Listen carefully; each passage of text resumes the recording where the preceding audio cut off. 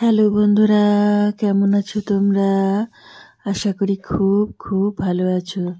তো বন্ধুরা, আজকে শনিবার, আর তাছাড়া বাইরে একটু মেঘ করেছে, মনে হচ্ছে বৃষ্টি আসবে। তাই জন্য বাড়িতে সবাই বলল যে একটু খিচুড়ি খাবো। তার মধ্যে শনিবার নিরামিষ খিচুড়ি। তো আমি কয়েকটা সবজিও অ্যাড করব এর মধ্যে। দেখো, আমি আগে মুগ ডালটা ভেজে নিয়ে তারপর ডাল চাল সব একসাথে ধুয়ে নিই। ধোয়ার সময় রূপসার পাপা আমাকে সাহায্য করছে। মুগ ডাল ভাজার পর আমি আবার ধুয়ে নিই। তো দেখো, চাল ডাল ধুয়ে গরম জল হাঁড়িতে করে রেখেছি, তার মধ্যেই চাপিয়ে দিচ্ছি। চাপানোর সাথে সাথেই কিন্তু আমি নুন হলুদটা দেবো না, এর থেকে একটা ফেনা বেরিয়ে যাবে, তারপর আমি নুন হলুদ দেবো। আর এইদিকে বিনস আর মিষ্টি কুমড়ো আর গাজর, তো এগুলো একটা সুন্দর সাইজে কেটে নিয়েছি। এগুলো খুব বড় করে কাটবো না, কারণ আমি ওইদিকে তুলসী ভোগ চাল আর মুগ ডাল দিয়ে করছি, ওইটা যেহেতু তাড়াতাড়ি সিদ্ধ হয়ে যায়। আর এদিকেও আমি ফুলকপি দেবো একটু, ফুলকপিটাও একটু নুন জলে সিদ্ধ করে নিলাম। তো ফুলকপি আমি সিদ্ধ করে জলটা না ফেলে দিলে সেই কপিটা আমরা আর খেতে পারি না।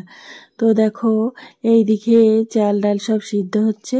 চাল ডাল সিদ্ধ হওয়ার সময় যে ফেনাটা হয় না, সেই ফেনাটা আমি তুলে তুলে ফেলে দিই, তারপর আমি নুন হলুদ দিই।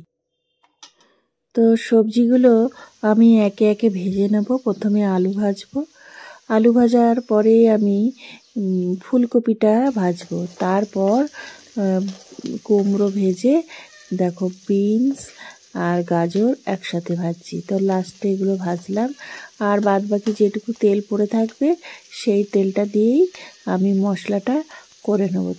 তো মশলার মধ্যে আমি এখানে আদা বাটা আর লঙ্কা বাটা আর 3টে টমেটো বাটা, এটা মিক্সিতে আমি করে নিয়েছি। আদা লঙ্কা টমেটো সেইটা আমি খুব ভালো করে কষিয়েছি। যদি টমেটোটা কষানো কম হয়, টমেটোর একটা কাঁচা গন্ধ আসে, তাহলে কিন্তু হবে না। আর ফোড়নের মধ্যে জিরে ফোড়ন আর তেজপাতা দিয়েছি, এছাড়া বেশি কিছু দিইনি। বাচ্চারা খাবে বলে আমি কাঁচা লঙ্কা দিয়েই করলাম, আর শুকনো লঙ্কা দিলে তো একটু ভালো লাগে, কিন্তু আমাদের বাড়িতে শুকনো লঙ্কা চলে না। তোমরা চাইলে শুকনো লঙ্কা দিয়ে ফোড়ন দিতে পারো, তাহলে আরও সুন্দর গন্ধ আসবে। আর এটা আমি তুলসী ভোগ দিয়ে করলাম, চাইলে গোবিন্দভোগ দিয়েও করা যায়। তো এই হলো আমার আজকের খিচুড়ি, আর এর সাথে থাকছে পাঁপড় ভাজা।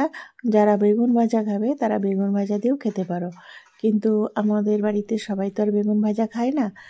তো বন্ধুরা, কিছুদিন আগে একটা পার্সেল এসেছিল, দেখেছিলে আমি আমার ড্রয়িংয়ের জন্য একটা স্ট্যান্ড কিনেছিলাম, যেটা আমার মোবাইলটা লাগিয়ে আমি কাজ করতে পারি, কিন্তু সেইটা না একটু ডিফেক্ট হয়েছিল, তাই জন্য আমাকে আবার রিটার্ন করতে হয়েছিল।